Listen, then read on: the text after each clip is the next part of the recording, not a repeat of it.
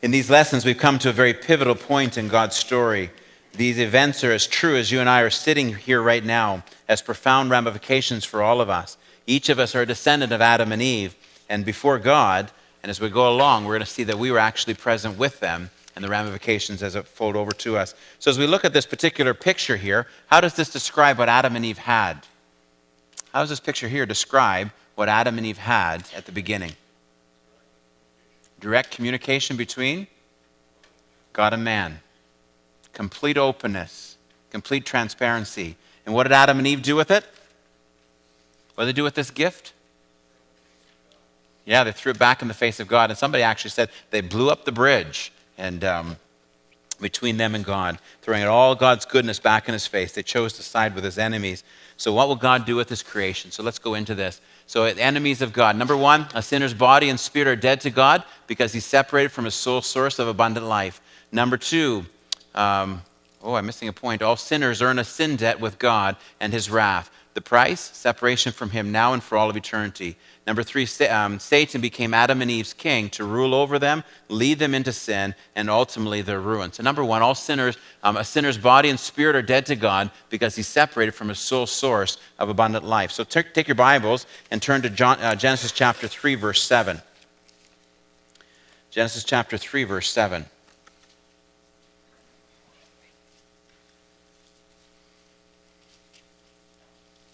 Genesis chapter 3, verse 7. Everybody got it? Okay, somebody want to read that for me, please?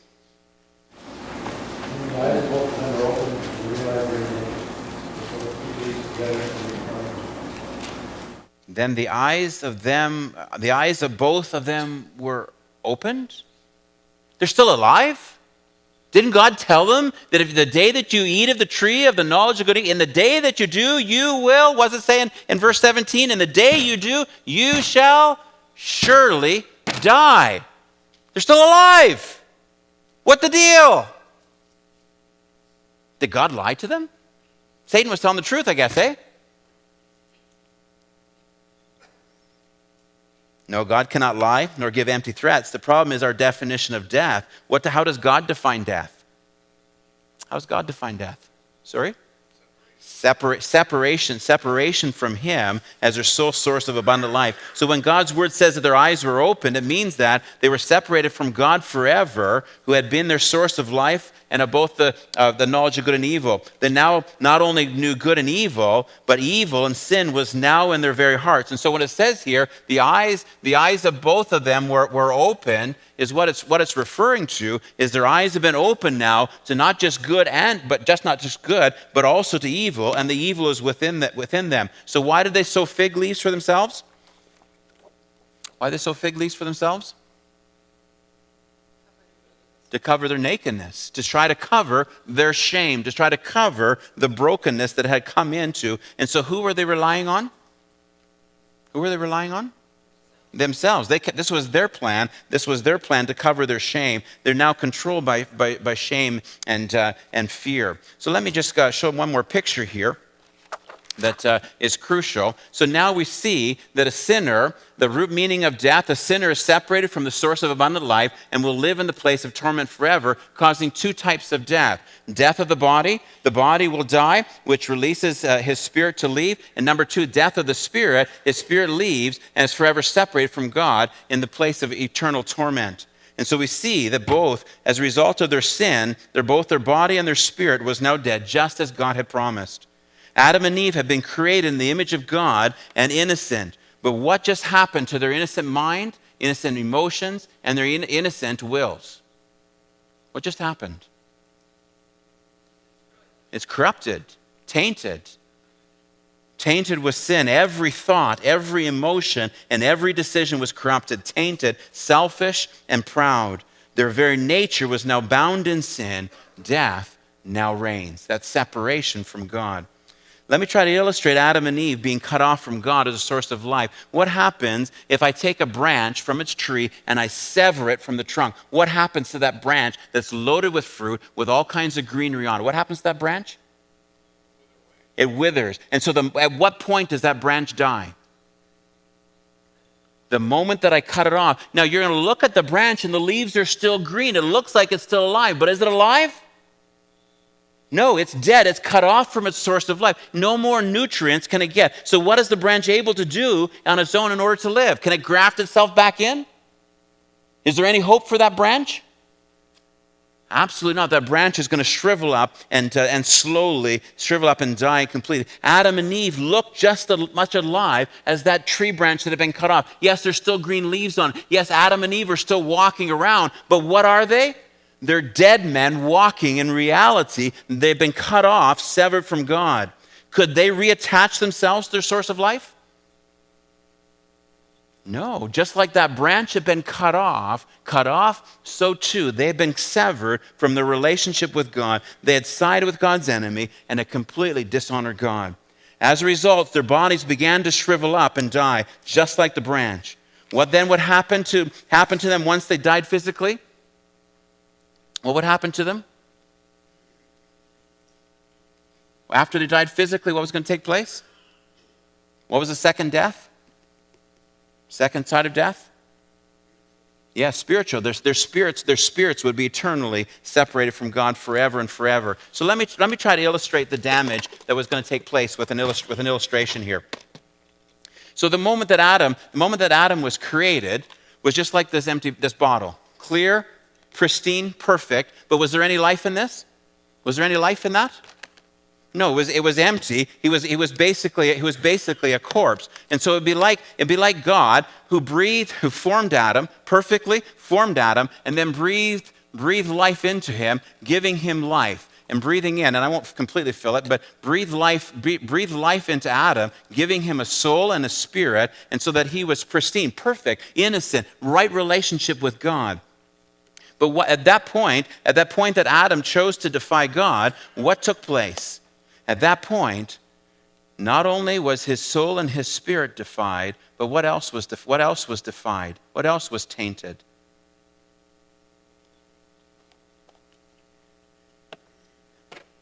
And so Adam's body, his soul and his spirit, was not only tainted, but as well as the plastic bottle, his body. What happened to his body? What is it good for now? Completely tainted. What is the use for this now? To throw it into the fire. And what is Adam's place now as he defied God? Forever separated from God. He was tainted and completely tainted with sin, completely cut off, separated from God. God, who is absolutely holy, can have no relationship with Adam. He was completely ruined before God. And once Adam's body shriveled up and died, his spirit would separate and go to the lake of fire forever. So why would Adam and Eve's spirit be sent to the lake of fire for all of eternity? Was God being unjust? Why was his soul and spirit go to the lake of fire forever?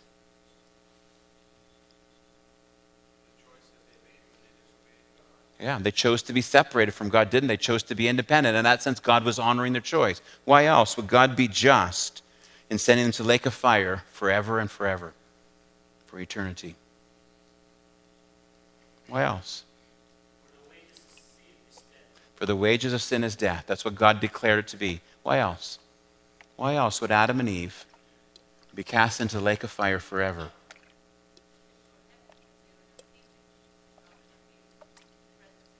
Because God in his absolute holiness cannot be in the presence of any type of evil, and they were completely tainted, completely corrupted with sin, of no use, and separated from God. His holiness. How about his honor? How about his position as supreme? How is God sending them to the lake of fire just in reliant or line up with his character of being absolute supreme? How does that line up with his character? That's what he said would happen. God defends his honor. He will not give his glory. He will not give his glory to another. They turned their backs on God, and who did they side with? Satan. And what was the lake of fire prepared? Who did the lake of fire was prepared for? Satan and his followers. Who are Adam and Eve now? The followers of Satan. They're now enemies of God, as Satan was himself. Think about it. God had warned Adam and Eve that they would die if they defied him. This was never God's intention from the beginning, and yet they chose this path. Why did Adam and Eve choose this path? They were deceived, yes. Eve was deceived. Was Adam deceived? Sorry? I still didn't hear you, sorry. Yes, yes, he was. But he made a decision, yes. How else? Why else did they make this choice to be separated from God? Never God's intention. They believed, what did they believe? Yes, that they knew better. What else did they believe? They could be like God. That God was not enough. They refused to humble themselves and depend upon God. They thought that it was just an empty threat, perhaps.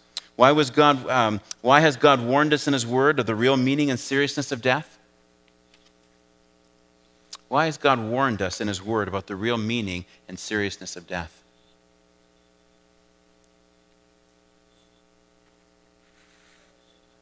So we rely on Him. Yes. What else? Why is God gracious in revealing to us the seriousness of what death is? Because God loves us. He desires to protect us and to shield us. Why else? Why else do you think God warns us about the seriousness of death? Seriousness of separation from Him. Why do you think He does that? He doesn't want any of us to go there. Think about it. God desires to be our life. He desires to bless. He desires to be in relationship with us. He does not want separation. He doesn't want to cut Himself, as it were, off, because we're created in His image. He desires that we would humble ourselves. He desires that we would see that there's no hope in this path of pride, that we would choose to humble ourselves, recognizing, Lord God, you are good, loving, and gracious. All I need is found in you. Recognizing, Lord God, I belong to you alone as my sole owner and final ruler. Lord God, I need you to continue to lead me and teach me. Lord God, I exist for you alone, that we would choose. And then as well, that we would understand the consequences of choice, of separation from Him. So in what ways do people still diminish God's warning about death? How do people today, how does our culture diminish the seriousness as to what death is? So yeah, doctor-assisted suicide, okay?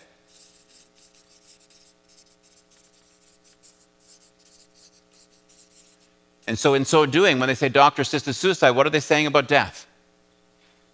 What are they saying? Yeah, we can control it. That it's desirable. It's no big deal. Hey, whatever. Okay? They're diminishing, and they're actually standing in defiance to what God's Word says and the seriousness of it. How else do people defy and dismiss God's warning about death?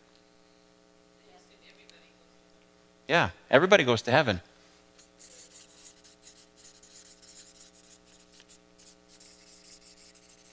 No hell. Absolutely. Yes. They celebrate it. Okay? How else? How else do people dismiss the seriousness of death?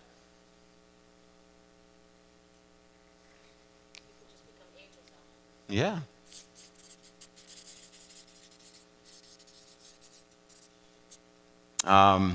We live like I'll never die.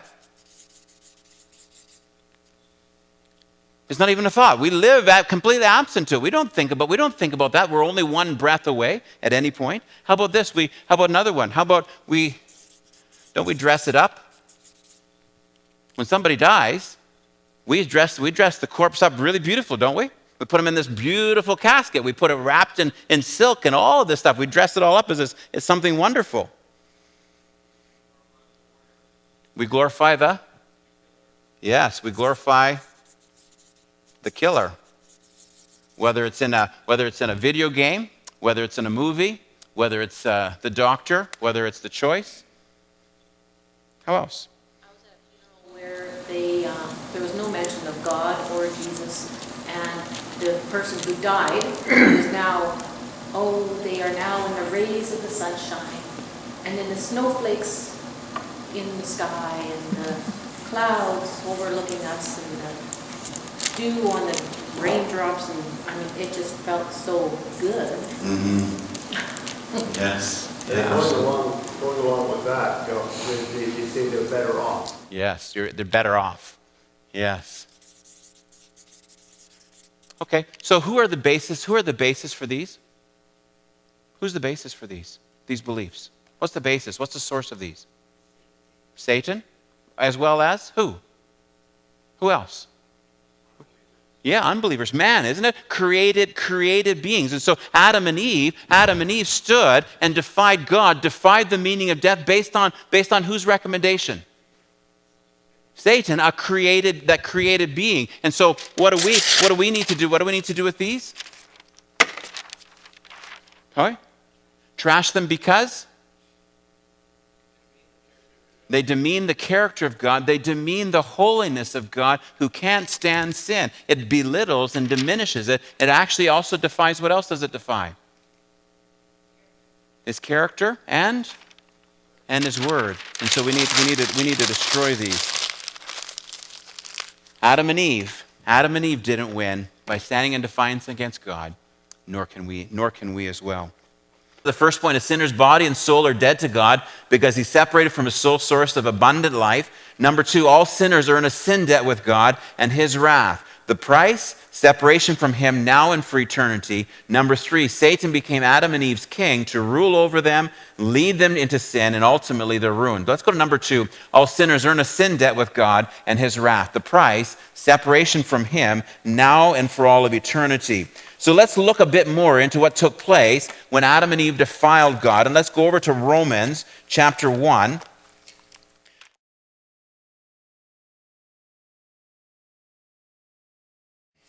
Romans chapter 1, verse 18. Give a second for people to find it. And we're taking a few lessons. We're taking a few lessons here, just kind of I'm walking into this. Actually, probably half of our lessons are going to be in Genesis. Genesis is so foundation to so much of what we need to understand from God's word. And Romans chapter 1, verse 18. Can somebody read that, please? The wrath of God is being revealed from heaven against all the godlessness and wickedness of men who suppress the truth by their wickedness. Okay, so I've written it up here on the board. For God's holy wrath and indignation are revealed from heaven against all ungodliness and unrighteousness of men who in their wickedness repress and hinder the truth and make it inoperative. Okay, so why is God's wrath justified against Adam and Eve? So remember, they've just eaten, now they're hiding. That's as far as we've got in the story so far. And it's not just a story, it's not just some sort of myth. This is a real people, real situation. So why is God's wrath justified against Adam and Eve?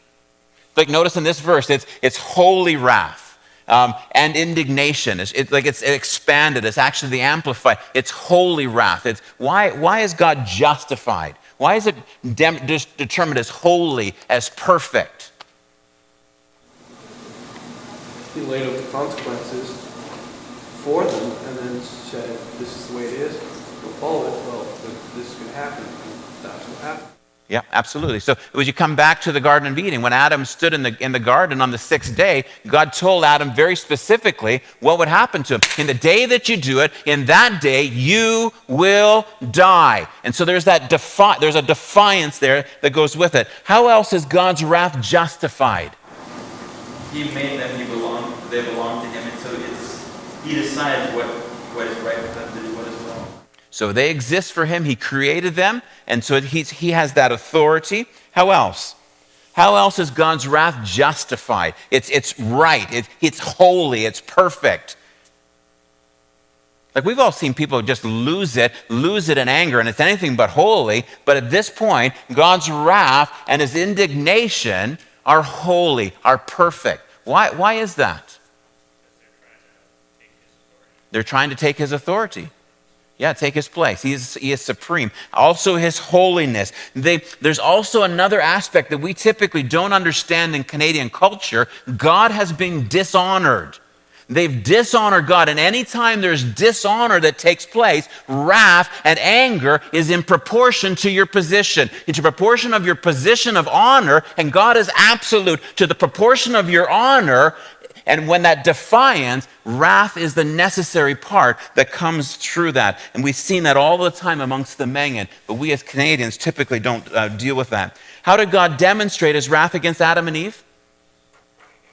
So notice how it says here, his from heaven, indignation are revealed. So how have we already seen God demonstrate his wrath and his indignation against Adam and Eve?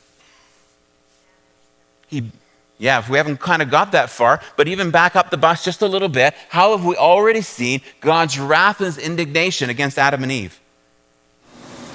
Well, he honored their choice and cut them off from himself, and so just let them fend for themselves. Remember, their relationship was like this. Now what happened to the relationship? It was completely broken, wasn't it? They were cut off. That's an indication and a demonstration of God's wrath against Adam and Eve. Well, how else have we seen God's demonstration of his wrath against Adam and Eve? Think about this. I think what's read here is that as soon as they had disobeyed God, there was a sudden, their eyes were opened like right now. So there is that immediate separation. It wasn't a matter of time. It happened instantaneous, right now, immediate separation, and there was just a realization of shame, nakedness, everything. So all those things that came along, and then the whole thing, now what do we need to do to fix it? So that's just my thoughts on it. No, and you're absolutely, yeah. So they were cut off. So notice the effect that's taking place here. Notice what's taking place. Their eyes being open is a demonstration of God's wrath against them. God never designed them, never fashioned them to live in fear, to live in shame, to live in independence. And so as soon as that cut off, the result of all of that, his wrath as it's poured out, is that fear and that shame, the barriers between them that came in their brokenness in the relationship. And then also they began physically to die. They began to experience all of that. And then ultimately he would cast their spirits into the lake of fire forever. Again, demonstration. So what kind of sin is God angry at? What kind of sin is God angry at? Yes, notice it. For God's holy, from heaven against how much? How much ungodliness? Yeah, all of it. A small word, absolutely all of it. So God states in Romans chapter 6, verse 23, it says, for the wages of sin is death. Adam and Eve, in sinning against God, have not only been separated from God, i.e. death, but also have earned an eternal sin debt with God and his wrath. When will they finish paying this sin debt with God? How long will it take them to finish paying for that? Forever. Forever and forever and forever in the lake of fire. And what will their existence be like as they begin to pay this debt back to God? What's their existence going to be like in that place? Miserable. Just miserable? Terrible? Just terrible? Horrible? Just horrible? Like excruciating torment. Complete absence of hope. Forever and forever and forever and forever. There's no end to it. And we need to understand that. How many times did Adam and Eve sin against God to earn this immense, eternal debt with God? How many times? One time. One time they defied God, and they're cut off forever. And we need to understand the immenseness of what this is. This is hard for us to fully appreciate, the immenseness of their eternal sin debt with God. So let me try to illustrate. Remember the toothpick illustration. So I got 6,000 toothpicks here. I'm just going to dump them out here just to kind of put this in perspective here. So I got 6,000 toothpicks here. So is that going to be sufficient? Does this demonstrate the sufficient payment for their sin against God? How many more toothpicks or how many more years are we going to have to mark for them to continue to pay for this sin debt with God? How many years? How many toothpicks are we going to need? They'll never have enough. The galaxies are not sufficient to contain the number of toothpicks, the number of years to demonstrate their eternal separation from God because of their sin against him. His wrath and his indignation is holy. It's justified. It goes on forever and forever. So why was the punishment so extreme? All they did was eat one little fruit, for heaven's sakes. What in the world is God doing here? What's he doing? One little fruit. Look at it. Just one little fruit. What's the problem here? They disobeyed. They disobeyed who? They disobeyed Almighty God. His absolute holiness. They sided with God's enemy. They lifted themselves up in pride, and they had the audacity to think, we can be like the Most High. Why can't God just forgive them and let them off? Why can't God just forgive them? Come on, you're loving and you're gracious. Why not just forgive them? Come on, now you created them, you love them. Why not just forgive them? That goes against his character.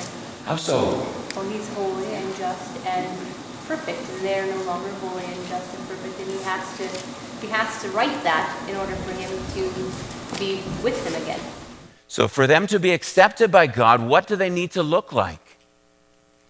For them to have a right relationship with God, what do they need to look like?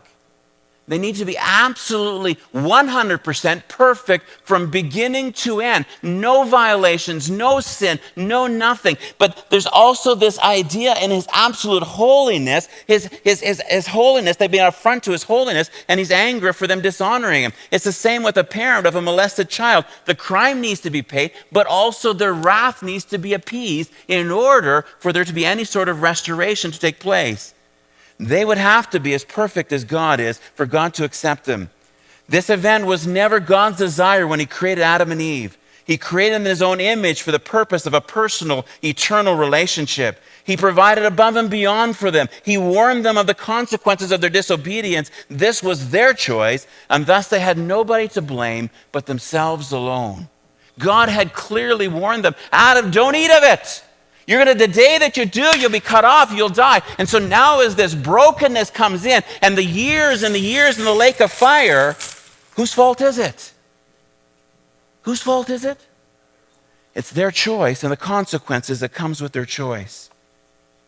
This is a hard concept for us to really understand, so let me try to use another couple of illustrations to explain this. In ancient times, when a criminal was hung for his crimes, the court would actually hang up a sign and say the debt is paid in full. It's when the criminal died. This is why Adam and Eve would die, be separated from God forever in order to pay for their sin debt with him. But let me give another illustration that we're going to use all the way through, and I hope this communicates. And some of you have heard this before, but when we lived amongst the Mengan people, their whole culture is based on debt.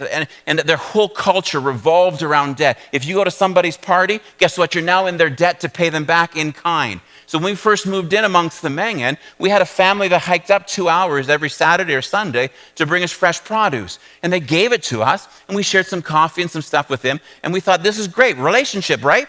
A year later, they came back and demanded payment for all that they had given to us. We were now in their debt. So with the Mengan people, they're also a shame-based culture. You can never ask your debtor face-to-face to pay you back. So if I had a debt with Tylee and I wanted to pay him back, I would have to get a representative and say, here, take a knotted string. If he owed me 1 pig, for instance, I would give this knotted string to my representative and say, go tell that Tylee to pay me back my 1 pig, 2 pigs, 2 knots. And so as you look at this particular knot, this knotted string represents Adam and Eve's sin debt with God. 1 knot, 1 sin. So now what are Adam and Eve going to need to do to pay back this sin debt with God? Is it 1 pig? Is it 1,000,000 pigs? Is it $1 million? How much is it going to cost them to pay back for this knot, this sin debt with God? How much is it going to cost them? Eternity. How many toothpicks? How many years? Infinity. For 1 knot, for 1 sin against God. What is Adam and Eve going to do? They've been severed from God forever, and they're under God's judgment in life and for all of eternity in the lake of fire. 1 choice, 1 defiance against God.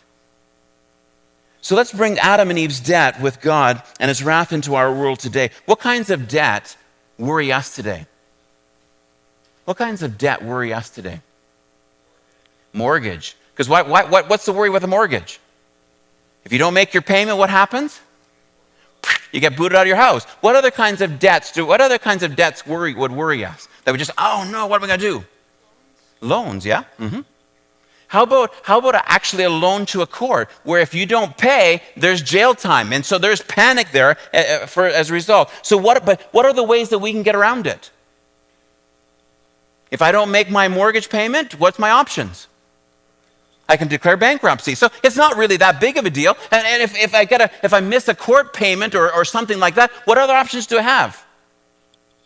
What can I do? Community service is one option. Can I just run away and flee and hide as fly away? So now here's the question. Do Adam and Eve have any of those options for their sin debt with God? Can they declare bankruptcy? God, I can't pay. Bankruptcy. Can they do that? Bankruptcy is not an option. What options do they have to get out of their sin debt with God? They can't run. They can't hide because they have a supreme God who knows exactly where they are, who's everywhere present. He sees all. He knows all. They can't run. They can't hide. Their debt with God will cast them with eternity into the lake of fire. These knots in Adam and Eve's sin debt with God are not something small. Rather, they're the record of their sin against Almighty God, who is absolutely holy. And for each one, they will have to pay. They cannot run, they cannot hide, and they can't weasel out of their debt. They will pay. And they will pay. These lies that we believed, what lies have we believed that defy the wrath of God and put a small price tag on sin? So what lies have we believed that defies God's wrath as being holy against sin, that puts a small price tag on sin? What lies have we believed? God is love. He will never punish. What's wrong with that particular belief? What's wrong with that belief? He's also just. He's also holy. He's also right. He's not more loving than he's holy. He's all things, and you can't kind of fragment or compartmentalize him. Okay, he's loving in this sense. He sets aside his justice. What other things do we have that defy God's price tag on sin? Hell isn't forever. Mm-hmm.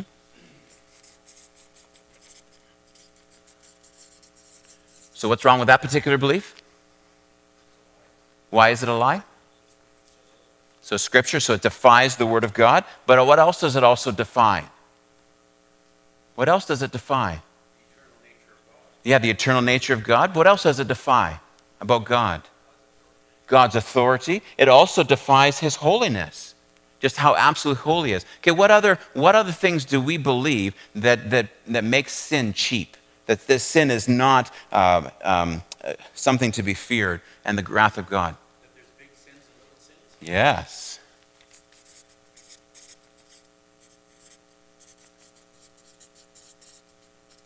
Okay, what else? Yes, our good deeds.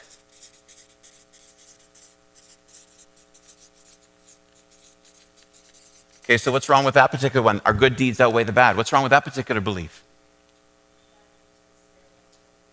Yes, they're like filthy Bible, so it's like defies God's word. They're like filthy rags. Our goodness, the best things that we can do are just like filthy rags. What else? How else does that defy? Why is that wrong?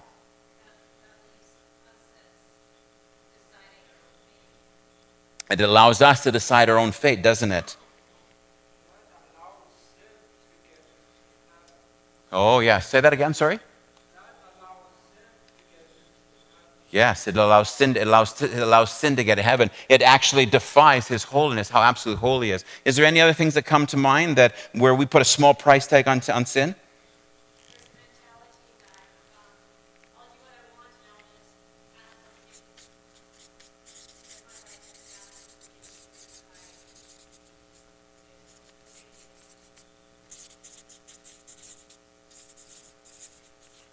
Okay, so what's wrong with that particular belief? I can do what I want, I'll just ask for forgiveness. What's wrong with that belief? Yes, yeah, actually, yeah, it is. The sin's at the core of the whole thing. I didn't even think of that particular thing. Actually, but what does it say about God? It cheapens His grace. It cheapens who He is. It says, God, your holiness doesn't really matter. Your justice and your righteousness doesn't really matter. It's I can do what I want, and you can just do whatever. God just cannot, and as well, God cannot just forgive sin. It has to be paid for. It defies the holiness. Yes? Hey, we got something about big sins and little sins. Some years ago, I was working for someone who's not a Christian, and he said, well, did you ever hit the wrong nail with a hammer? You know, like he meant hit your thumbnail or yes. your nail. I said, yeah, I did. He said, what do? Do you say a bad word? And so I answered and said, well, that's generally not I don't swear that kind of thing, but, he said, even if you did, that's no big deal. God would just chuckle and overlook it, and because you do so much for God. See, that's that whole thing about big sin and little sin. And I told him, I said, that's not how it works. Sin is sin. Okay, how about this one? If I'm really, really sorry, God will overlook it. If I'm really, really sorry, God. What's wrong with that particular belief? Yeah, presumptuous sin. Presumptuous, give me another word for presumptuous. What's another word for presumptuous? Purposeful, there you go. Yeah, I was drawing a blank there for a minute. Yeah, purposeful sin. Exactly. And it's purposeful, but but just come back to this. If I'm really, really, really sorry, God's going to forgive it. God's going to wipe it clean. What's wrong with that particular belief? Still depends on my efforts. Okay, what else is wrong with it? Yeah, how much sorry is enough? And how much sorry is enough to appease a holy God and the wrath of God? What does he say about each and every sin? Is eternity with him. Here's another thing. 2, we're setting ourselves up as God and determining sufficient payment, aren't we? We're setting ourselves up and saying, that's enough, and so we're putting ourselves equal with God to determine what is my payment for my sin. So think about the audacity. If I've been charged in court and I don't set the terms for my release, the court does. So too with God, and his terms are eternal separation for each and every sin because they defy him. And so what do we need to do with these particular beliefs? What do we need to do with these? Trash them because they defy God's nature and his character. Let me illustrate why our good works can never outweigh our sin so that God can accept us. If I was caught for stealing a truck, I'd soon be in court, wouldn't I? Would my good works of not stealing other trucks outweigh my theft of this truck? So I would stand before the judge. Judge, you should let me off. This is a first-time offense. Judge, come on now. Think of all the trucks I didn't steal. Shouldn't that kind of wipe out this one over here? What's the judge going to do? Similarly, good works will never outweigh sin. Each and every sin is against God, so that they are not as holy or perfect as God. Each and every sin creates a sin debt with God and earns his wrath. This means that just one sin will slam the door behind the sinner and condemn him to the lake of fire forever and forever and forever. Our God is that holy. All sinners earn a sin debt with God and his wrath. The price? Separation from him now and for all of eternity. Isn't that what God warned Adam of in the beginning? Number 3, Satan became Adam and Eve's king to rule over them, lead them into sin, and ultimately their ruin. So let's continue on. Genesis chapter 3. Genesis chapter 3, verses 7 to 13. We're going to read a little bit bigger chunk to kind of get a sense as to what's happening here. Genesis chapter 3, verses 7 to 13. And there's some truths here that are really, really profound. Genesis chapter 3, verses 7 to 13. I'll just read it here. Then the eyes of both were opened, and they knew that they were naked, and they sewed fig leaves together and made themselves loincloths. And they heard the sound of the Lord God walking in the garden in the cool of the day, and the man and his wife hid themselves from the presence of the Lord among the trees in the garden. But the Lord God called to the man and said to him, "Where are you?" And he said, I heard the sound of you in the garden, and I was afraid because I was naked, and I hid myself. He said, "Who told you that you were naked? Have you eaten of the tree which I commanded you not to eat?" The man said, "The woman whom you gave to be with me, she gave the fruit to me, and I ate." Then the Lord God said to the woman, "What is this that you have done?" The woman said, "The serpent deceived me, and I ate." Okay, so why did an all-knowing God call out looking for Adam and for Eve? Didn't he know where they were? So why would he take the time? Adam, where are you? Why would he take the time? Why would he want to do that? It was an opportunity for them to respond, and respond how? What was he looking for? Sorry? Yes. He wanted them to know that they were apart from God. What else? What else was he hoping that they would do? How they would respond? How they would respond? That they would come back, that they would take ownership. They would take ownership for what they've done. Previously, they were able to think clearly, had pure emotions, and made good decisions as God's image bearers. How has that been now corrupted? Think about it. They were created in God's image, mind, emotions, and a will, being able to make pure decisions. How has that been corrupted in this passage of Genesis chapter 3, verse 13? How have we see, as God's image bearers, how has that been corrupted in this account of from verse 7 to verse 13? They were afraid. So they were never afraid before. What else? What other things are evidence of just how they've been corrupted, so completely corrupted, mind, emotions, and a will? They hid from God. So just stop there for a second. They hid from God. So how is that determined? How does that reveal that there's something wrong that's taking place? Mind, emotions, and a will. They felt separated from God, or they felt repulsed by God. Yes. Felt repulsed, fear. But there's something else. Who are they hiding from? From the Creator. Who else? Who are they hiding from? The Sustainer. The one who gives them life. What else? What like how foolish, think about it. Why, like how foolish were Adam and Eve? Why were they foolish in this decision? Hiding from their Creator, their Sustainer. What else? Why else was this foolish? Yeah, God sees all. They knew this, for heaven's sakes. They had this relationship with God. He would come and walk and talk with them in the garden. This God who is everywhere present. And they're doing what? How else? How else have they been corrupted? Mind, emotions, and a will have been corrupted. They blamed each other. Previously, they were naked, weren't they? In the garden, they were naked. What was their relationship like? It was intimate. It was perfect. There was nothing hidden between them. So now who are they making clothes for? Who are they hiding from? Who else is there, for heaven's sakes? Who are they hiding from? From each other. There's now barriers between them in the relationship. What was pure emotions is no longer pure. What are they controlled by now? Fear. What else are they controlled by?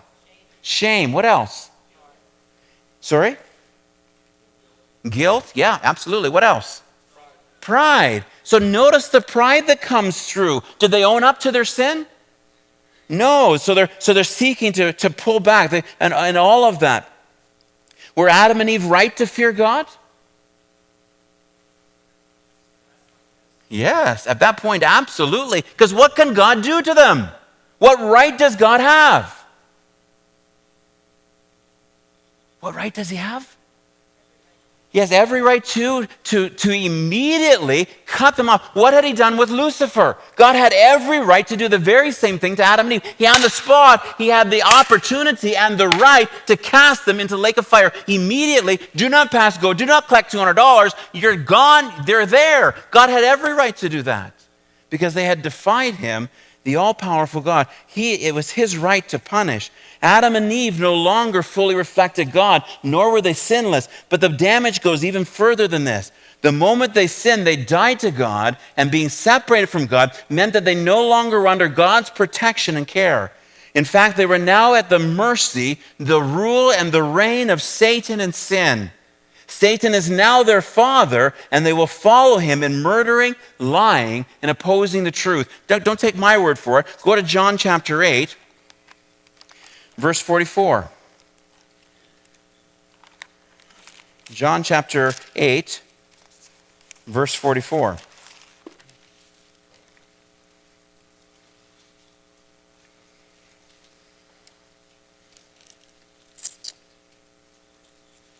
Give a second to find it. John 8, 44. Okay, somebody want to read that with a loud voice, please? You belong to your father, the devil, and you want to carry out your father's desire.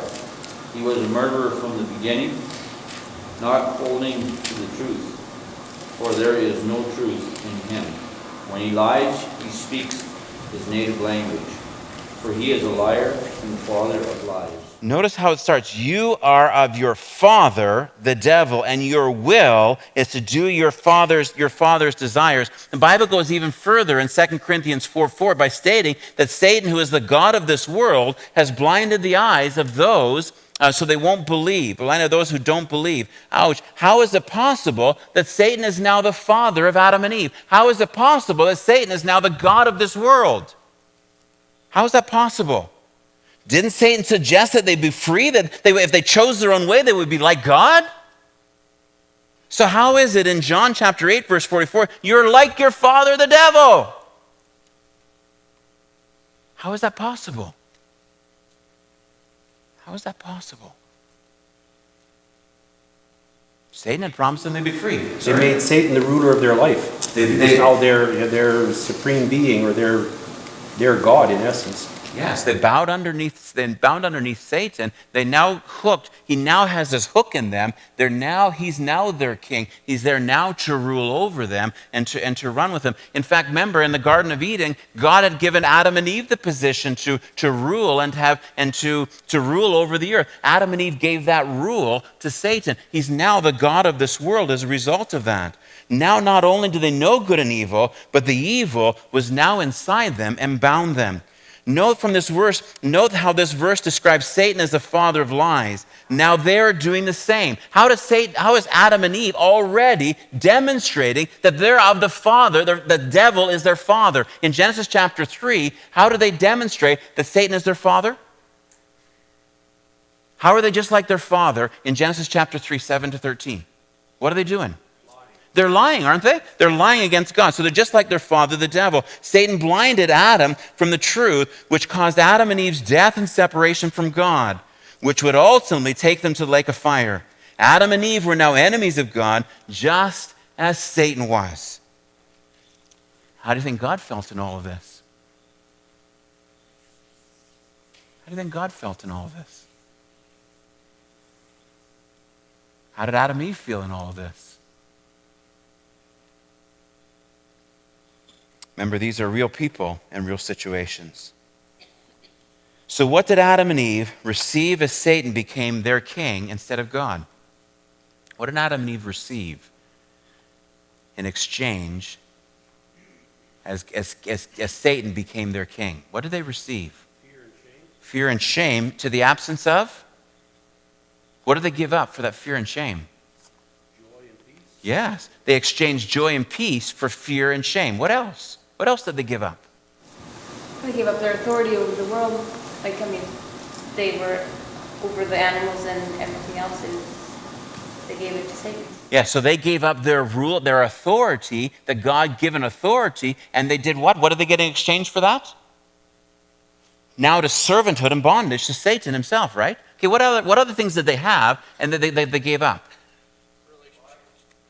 Relationship. So they had a perfect relationship with God. Now what did they gain? Servant under Satan, but even more than that, not just friends with God, now they're now God's enemies. They're just like Satan and that enemy. Okay, what else? What did they have and what did they gain? What did they exchange? Yes, they potentially had the opportunity for eternal life, and they now gained eternal death, eternal separation from God. Yes, what else? Yeah, freedom from slavery. Previously, they were free in that relationship with God. Now what did they gain? What did they exchange that for? Yeah, slavery under Satan.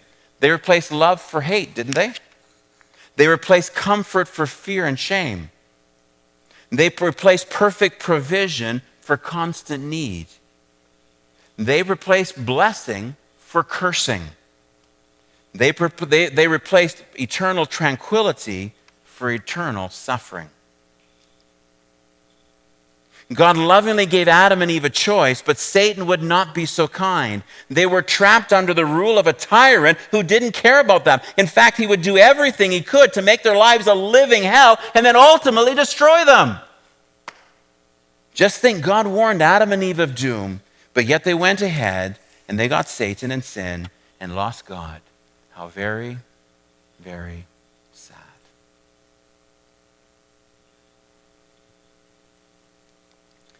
Let me try to illustrate what this means, that Adam and Eve were now ruled by King Satan and sin. Consider a pig that's on its way to the butcher. The pig might feel he has some freedom as he goes up the ramp into the truck to go off to the butcher, but is the pig really free? No, because he's got a one-way what? He's got a one-way ticket for the butcher, doesn't he? So reading God's word, who does the pig portray? As we look at this story, who does the pig portray? Adam and Eve. They went up the ramp into whose truck? Satan's truck. And now they've got some freedom that they're moving around in this life, but are they free? No, because what do they have? What did they just gain? Yeah, they gained hell. Here on earth, they're bound. They have some sense of freedom to move around, but they're a one-way ticket to their death, to eternal separation from God forever and forever and forever. We like to use the expression amongst the Mengan, they're like a dog on a leash. There's freedom to come and go, but the dog is still being held by his master, and so Adam and Eve, so too. Yes, Adam and Eve had some freedom of movement while on the trip, but they were fenced in with a one-way trip to their death. They are now the true walking dead with no means on their own to escape. They were the walking dead.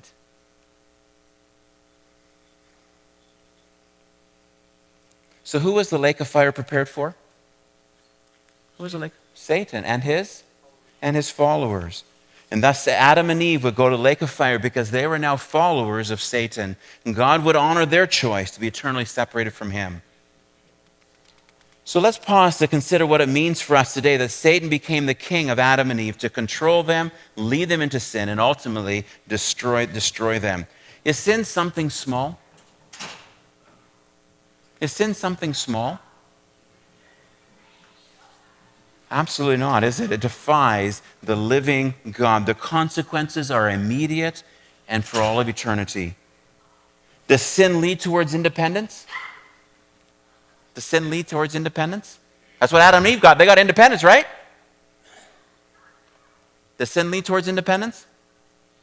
No, it leads towards dependency, doesn't it? It leads us to bondage and bondage against God. Why shouldn't we mess with God and his commands? Why shouldn't we mess with God and his commands?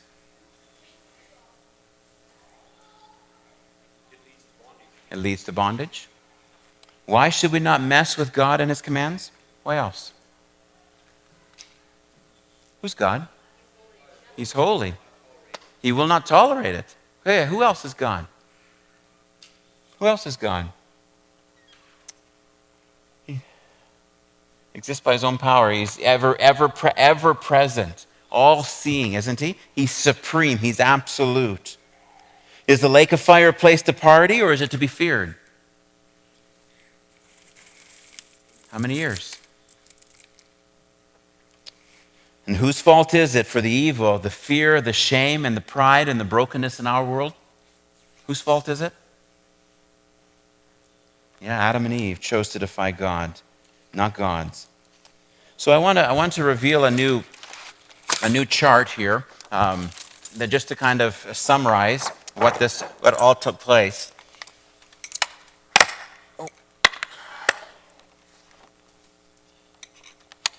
Okay, so we have death in Adam. So now they're out of fellowship with God and forever estranged. They're now sinners against God, controlled by it in all of life. They now rely on their own abilities. They're now controlled by shame and fear. They're controlled by pride and refuse to admit their sin. They're now enemies of God as Satan is. They're controlled by King Satan who seeks to destroy them.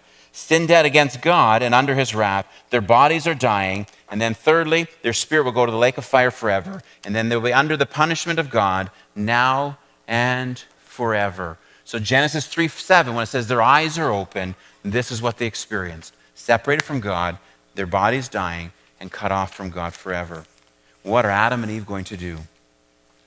Is there any hope within themselves? Is there any hope within themselves? Completely cut off in a terrible, terrible mess. Satan became Adam and Eve's king to rule over them, lead them into sin, and ultimately their ruin.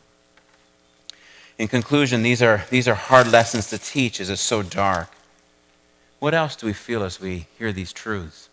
What else comes to mind as we hear these truths of our ancestor, Adam and Eve?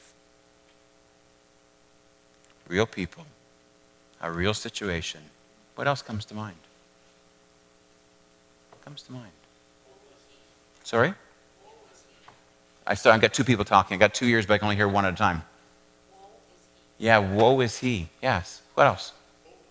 Hopelessness. Complete absence of hope.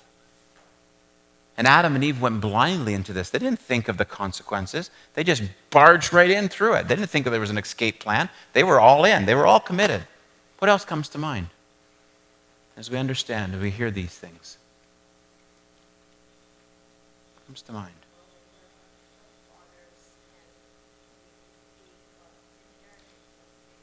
Yes, there are forefathers. And what they gained, we gained. How does this second picture demonstrate and summarize everything that's just taken place? How does this picture demonstrate everything that's just taken place? Previously they had what? Previously they had a perfect relationship, didn't they? What did they do to the bridge? They destroyed it. They blew it up, didn't they? Completely shattered it. Now what's between them and God? Great big chasm. Great big chasm. Was this God's plan for Adam and Eve? Absolutely not. God warned them, but this is what they chose. A sinner's body and soul are dead to God because he's separated from his sole source of abundant life. All sinners earn a sin debt with God and his wrath. The price? Separation from him now and for eternity. Satan became Adam and Eve's king to rule over them, lead them into sin, and ultimately their ruin.